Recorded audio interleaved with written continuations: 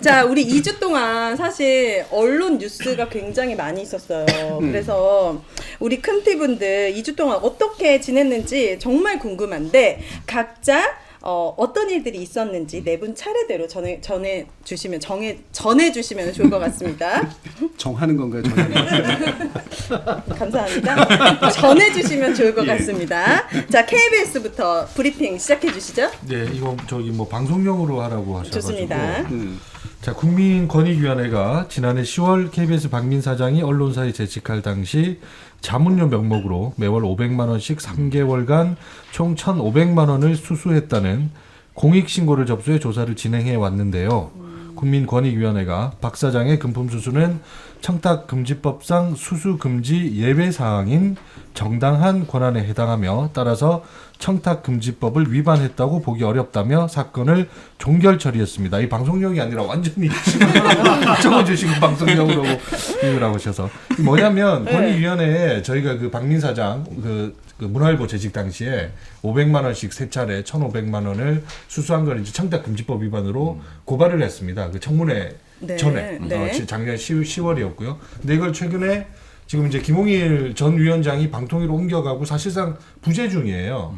그 전승윤 부위원장과 대행 체제로 지금 가고 있는 상황에서 그것도 매우 기습적으로 이게 정식적인 그 브리핑이 아니라 전 뭐 공식적이긴 한데 그 이 브리핑이라고 그 이제 그 권익위원회가 녹화해서 이렇게 올려두면 이렇게 각 언론사가 필요한 경우에 이렇게 받아서 사용하는 그런 또 저녁 6시에 기습적으로 이렇게 발표를 해버렸단 말이죠. 근데 그 조사 과정 같은 것들을 좀 세밀하게 들여다봤더니 제대로 이루어진 것 같지는 않아요. 그러니까 그 일지라는 것들만 확인하고 실제로 그러면 제공했다는 그 리포트, 자문의 대가 그게 핵심인데 그런 것들의 본질에 대한 접근에 대한 노력 매우 부족했다.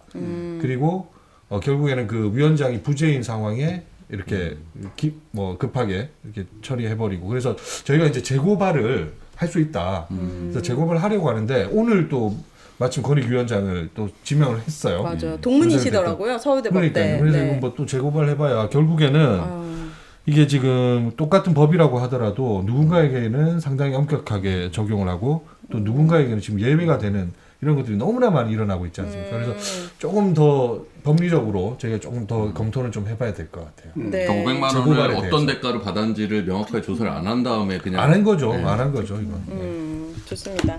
자, YTN. 네. 유일인 방송통신심의위원회 위원장이 가족과 지인을 동원해 뉴스타파 인용보도 심의를 요청하는 민원을 청구한 의혹이 제기됐습니다. 그런데 YTN 내부 관계자들이 청구 민원에 가담한 것으로 알려졌고요. 누군지 궁금한데 한 가지 확실한 것은 언론노조 조합원은 그런 저열한 짓에 동원되지 않습니다. 네. 브리핑만 하라고 그랬어요. 얘기하지 말라고. 그러니까 YTN 내부에도 있었다라는 거죠. 네. 청부 민원 구성원 중에. 좋습니다. TBS. 네, TBS 생명이 5개월 연장됐지만 서울시가 TBS 출연기간 지정 해제를 행안부에 요청했습니다. 또한 서울시가 지급할 올해 예산은 제작비 없이 오로지 인건비와 퇴직금이 한정해 배정되었는데요. 이마저도 112명이 오는 2월 말까지 회사를 떠나야 5개월을 버틸 수 있는 지원 규모입니다. 사실상 전체 인원의 3분의 1을 구조조정하고 5월 이후 TBS 해체 또는 민영화를 위한 마지막 지원인 셈인데요. TBS에서 6년간 라디오를 진행했으며 유일한 외부 진행자인 최일구 앵커는 TBS가 침몰할 때까지 함께하겠다는 결심을 밝히며 구성원들의 심금을 울렸습니다. 네, 그렇군요. 좋습니다. MBC 얘기해 주세요. 방송통신심의위원회 가짜뉴스 신속심의센터 절차를 통해 신속심의에 선정된 방송 9건 중 7건이 신장식의 뉴스하이킥, MBC 뉴스데스크 등 MBC 방송인 것으로 드러났습니다. 문제가 된 방송 대부분은 보수성향 단체인 공정언론 국민연대가 주간 모니터링을 통해 편파 왜곡 방송이라며 방통심의위에 민원을 넣겠다고 밝힌 방송인데요. 이쯤 되면 가짜뉴스 신속심의센터가 여권을 비롯한 보수의 민원 처리 창구가 아닌지 의구심을 떨칠 수가 없습니다. 좋습니다. 교수님께서 우리 큰피들의 근황을 들어보셨는데 특별히 어떤 이슈에 대해서 하시고 싶은 말씀 있으세요? 네, 일단은 이제 재밌다고 느꼈던 게요. 네. 다 끝나자마자 좋습니다. 되게 좋은 게 아닌데. 네, 죄송합니다. 네. 그러니까 잘 들었다 뭐 이런 네. 아마 의미로 하신 것 같은데. 진행에 대한 감사합니다. 역시 네. 아니, 역시 이게 진행자로서의 딴지를 걸고 그러는 게 아니라. 100분 토론은 진행자는 다릅니다. 네. 그러니까 이게 다 안 좋은 이야기인데 이 안 좋은 이야기 계속 되잖아요. 그러니까 브리핑할 게 안 좋을 것들만 계속 브리핑해야 되는 상황이 되게 안타까운데 네. 일단 좀 짚어봐야 될 게 있어요. 하나는 저 궁금한 건데 같은 노조원, 언론 노조원은 아니다. 다른 뭐 쪽에 이제 계신 분인 것 같다. 이런 건데 본질적으로 이런 식의 심의를 하는 게 문제라고 보세요? 아니면 애초에 이렇게 뭔가 이렇게 약간 이상한 고리가 생겨 있는 게 문제라고 보시는 거예요?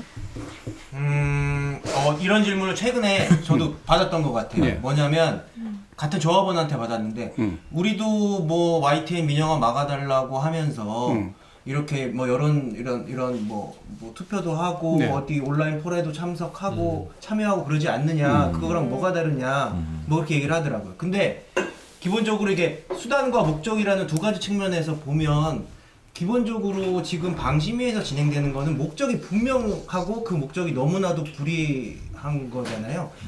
마음에 안 드는 언론을 탄압하겠다는 네. 저열한 목적이 분명하고 거기에 동원된 것이기 때문에 그 자체로 저는 잘못이라고 생각을 하고요. 예. 사실 근본적으로 네. 뒤에도 이제 그 MBC 심의 사례도 자체. 이제 나오잖아요. 네. 일반적으로 심의는 누군가가 민원을 넣어서 이제 이루어지는 거잖아요. 그러면 민원을 넣는 사람의 자격이 있느냐 없느냐.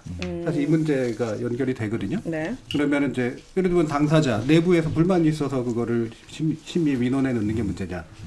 아니면 예를 들면 야 너 한번 찔러 넣어봐라라고 위에서 한번 얘기해가지고 그게 많은 이제 민원 청구죠. 네. 그러니까 그 안에서 쓱 하고 나와가지고 우리가 그럼 생각도 없었다가 푹 하고 내는 게 이제 문제인 거냐. 네. 사실 이 부분에 대한 판단이 필요하다고 저는 생각을 하거든요.